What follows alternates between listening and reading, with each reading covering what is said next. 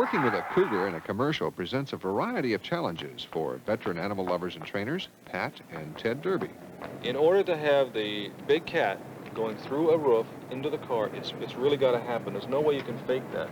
Stand by. Stand by to roll. Roll camera. What may seem to be rough handling really isn't. They've never really been hurt. We've only got one cat that likes to grab cameramen, and she's not here. Really? Yeah, right. When you raise them from babies, you become really a parent. They imprint with you. They come to you for love or play. Stand by. Roll the camera. Rolling. We trick them into doing their things. We don't force them to do anything. We trick them. We sort of use a Stanislavski method type of acting. Come on, for a rag. Give me I got a rag. Oh, kidding, Frank. Most of the cats that we work with are ones that we've raised from babies. So we never actually abuse an animal. We never punish an animal. Roll the camera. Rolling.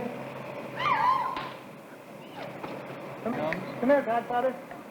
We just sort of blundered into it because we loved animals and kept collecting them, and then you have to feed them. And also because we disagreed with the way most people work animals. These cats have never had a reprimand. If you have a little patience, you can get them to do it without hurting them. Now that's enough.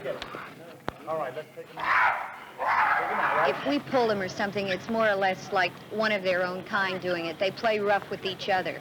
We're very careful not to encourage rough play, except when we're filming, then they accept it because they know it happens occasionally, and they accept it because they feel that we're one of their kind. Most cats mellow as they get older. For instance, Chauncey gets better with every year. Chauncey, our official Mercury cougar, is 200 pounds in weight. Chauncey's the only cat I can think of that actually reasons, though. He knows what it's all about. He knows that as soon as he sees that car, he's got to get on top of it, and he's got to lie down, he's got to snarl. And Chauncey's an old pro, and he just stands there and snarls and does his thing.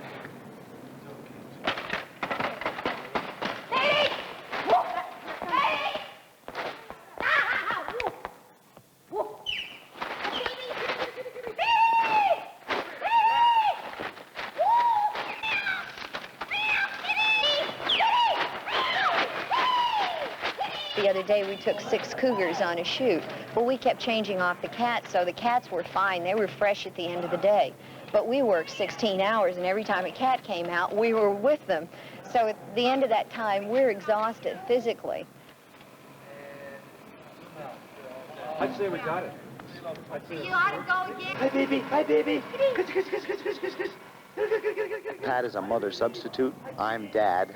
There has to be that dual control. There has to be the baby coochie-coo voice along with the daddy's voice of be careful, be good, take it easy. They still love me.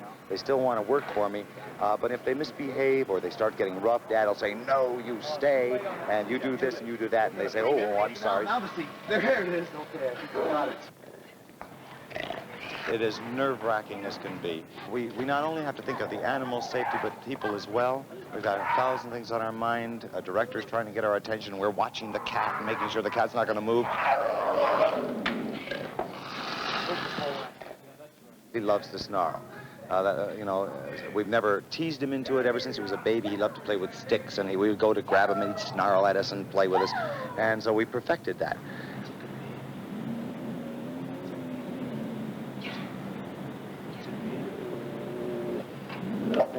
Now stay! Come here, stay. Come here. Come on. Everything put right down here that I have to use. There was a stick there. A flat stick. If we happen to be uptight, the animal seems to sense it. They feel this thing in the air, like if a husband and wife were arguing, a little baby was in the house, the baby would start crying. If the same thing goes over to the animal. The baby grows out of it, the animal never does, no matter how old it gets. You better quit. Now, you've been resting all day. So we have to try as much as we can not to get our vibrations up in the air. It takes an awful lot of patience. And they come to us for love. On the set, there's strange sounds and strange people. They hear your voice, and they come to you for security. And the most important thing is, if you're an animal lover, you really want your animal to be happy and content and well-fed.